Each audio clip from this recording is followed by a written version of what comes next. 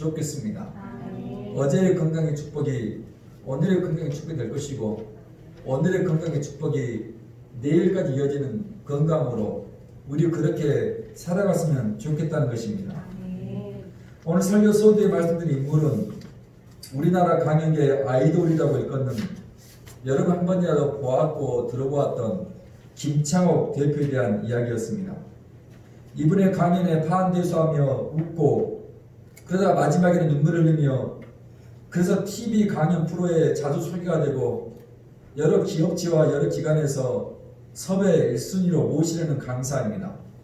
수많은 대중들 앞에서 또 TV 카메라 앞에서 어떤 강사보다 사람들을 웃기도 하고 또 울리기도 하는 그에게 만화에 쓴 것이 있었다는 것입니다.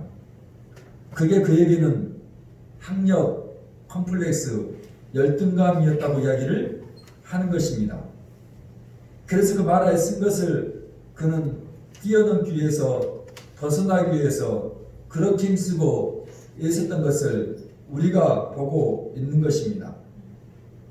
여러분, 그렇다면 오늘 여러분들의 만화에 쓴 것은 무엇입니까? 그 만화에 쓴 것 때문에 여전히 해결되지 않는 것들이 있으십니까?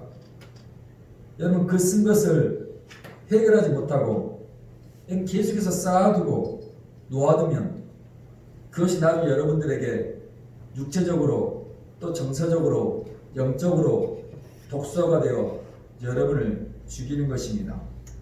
여러분, 그러니 그 쓴 것에서 벗어나야 됩니다. 그 쓴 것을 여러분들이 해결을 하셔야 합니다. 여러분, 그렇다면 마지막 그것을 어떻게 해결하는 것입니까? 여러분, 만화에 쓴 것을 어떻게 우리가 벗어날 수 있냐는 것입니다. 이게 꼭 우리 인생의 만화에 쓴 것뿐만 아니라 우리 안의 상처와 우리 안의 아픔에 대한 해결책이기도 합니다. 성경이 그 이야기를 우리에게 이렇게 해답을 주고 있습니다. 다시 출애굽기 15장 24절부터 26절이 그에 대한 해답이었습니다. 함께 읽겠습니다. 24절부터 26절입니다. 시작. 백성이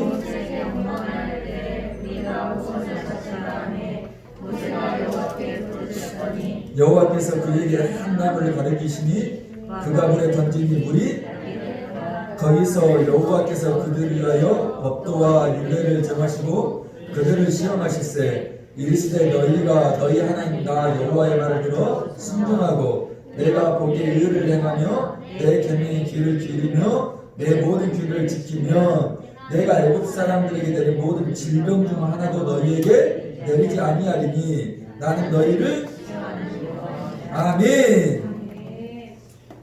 하나님께 나아가 아뢰라는 것입니다. 그 원망과 불평과 투덜거림과 중얼거림을 묻어놓지 못하고 쌓아놓지 말고 그것을 가지고 하나님께 나아가는 것입니다. 나 이렇습니다. 나 아픕니다. 나 상처받았습니다. 나 이것 때문에 힘듭니다. 나 저 사람 눈치 봅니다. 왜 내게 이런 일들이 일어난 것입니까? 그 문제를 하나님께 아뢰라는 것입니다. 그러면 하나님께서 한 나무를 주신다는 것입니다. 그 나무를 마라의 물에 던졌더니 그 마라에 쓴 것이 달게 되더라는 것입니다. 여러분, 기막힌 축복 아닙니까? 그리고 이 장면에서 26절의 마지막 말씀처럼 우리가 익숙하게 들었던 여호와 라파, 치유하신 하나님 이름이 등장하는 것입니다. 나는 이 치료가 여러분들의 길 축원합니다. 우리가 내 열등감이 치료되고 우리 안에 상처가 치료되기를 축원하는 것입니다. 여러분, 그냥 우리의 쓴 것들, 우리의 상처들, 우리의 열등감 있으십니까? 내어놓아야 됩니다. 아프면 아프다고 말하고 힘들면 힘들다고 외로우면 외롭다고 말하는 책에 있다고 말씀드리지 않았습니까? 그 책 제목대로 우리도 내 아픔을, 내 상처를 말하라는 것입니다. 2달 전에 우리 이천의 가장 끝자락에 위치한 장호원에 지인 목사님께서 몇몇 목사님 부부들을 초대해서 바베큐 파티를 열었습니다. 주일날 저녁에 함께 교회 마당에서 바베큐 파티는 환상적인 시간이었습니다. 함께 웃고 떠들고 담소를 하면서 참 즐거운 시간을 보내었습니다.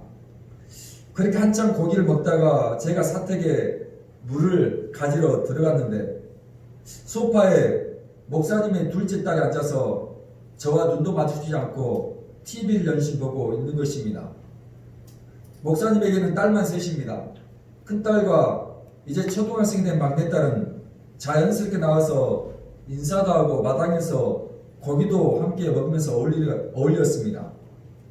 그리고 둘째 딸 아이는 집안에 있으면서도 여러 목사님 부부가 왔음에도 불구하고 나와서 인사는커녕 TV만 보고 있는 것입니다. 제가 물을 가지고 나올 때까지 눈도 마주치지 않고 TV만 보고 있는 것입니다. 제가 나오는 것을 보고 사모님께서 그 딸에게 목사님께 인사드려야지라면서 소리치는 소리가 들렸습니다. 그래서 제가 딸아이가 무안할까봐 제게 인사했어요 라면서 다시 제가 바베큐 자리로 돌아왔습니다. 근데 기분이 영 개운치가 않았습니다. 어른들이 왔고 더군다나 목사님 네 분들이고 또 더군다나 그 아이는 목사님 자녀입니다. 그런데 콧배기도 비치지 않고 TV를 보고 있는 둘째 딸의 모습이 정말 괘씸해 보였습니다. 그렇게 이제 자리를 파하고 돌아오는 길이었습니다. 차 안에서 자연스럽게 그 아이의 이야기가 나왔습니다. 그런데 함께 차에 타고 가던 목사님께서 그러신 것입니다. 그 아이가 정신적으로 스트레스를 받고 있어서 지금 약을 먹고 있다는 것입니다. 중학교 3학년의 아이인데 몇 해 전부터 정신적인 손상을 입고 치료를 받고 있다는 말을 한 것입니다. 그 말을 듣는데 제가 괘씸하게 여겼던 것, 제가 개운치 않게 여겼던 생각이 일순간에 사라져 버렸습니다. 아이가 왜 그런 행동을 보이고 있는지, 아이가 왜 그런 모습인지를 누군가 입을 통해서 알았기 때문에 그렇습니다. 아마 그 아이가 공황장애가 있는 것 같습니다. 여러분, 우리 교회는 아직도 미약하고 아직도 부족합니다. 우리 교회의 가장 큰 약점이 무엇입니까? 서로 낯가림들이 심하다는 거 아닙니까? 근데 우리가 배워서 하는 것처럼 교회가 어떤 곳입니까? 마음껏 우리의 마음을 토해낼 수 있는 곳이어야 됩니다.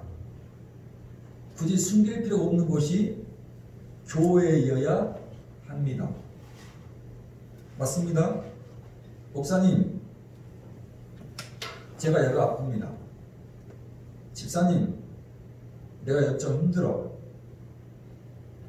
그러니 여러분, 교회는 아프면 아프다고 말할 수 있는 곳이어야 되고, 힘들면 힘들다고 말할 수 있는 곳이어야 되고, 외로우면 외롭다고 말할 수 있는 곳이어야 합니다.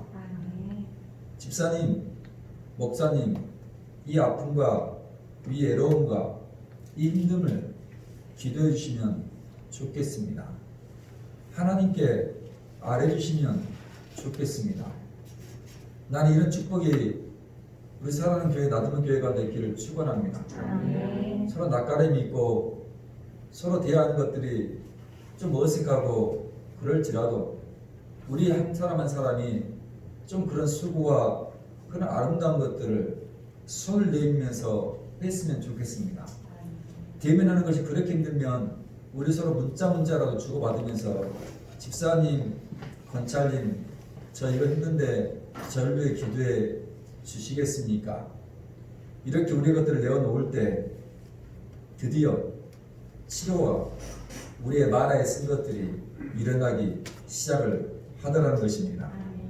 그 마지막 말씀 보고 오늘 말씀을 펴야겠습니다. 예레미야 8장 22절의 축복이 이번 한 주 동안 여러분과 믿기를 바라면서 예레미야입니다. 시편 다음에 이사야 다음에 예레미야입니다. 시편, 잠언, 전도서, 아가, 이사야 다음에 예레미야입니다.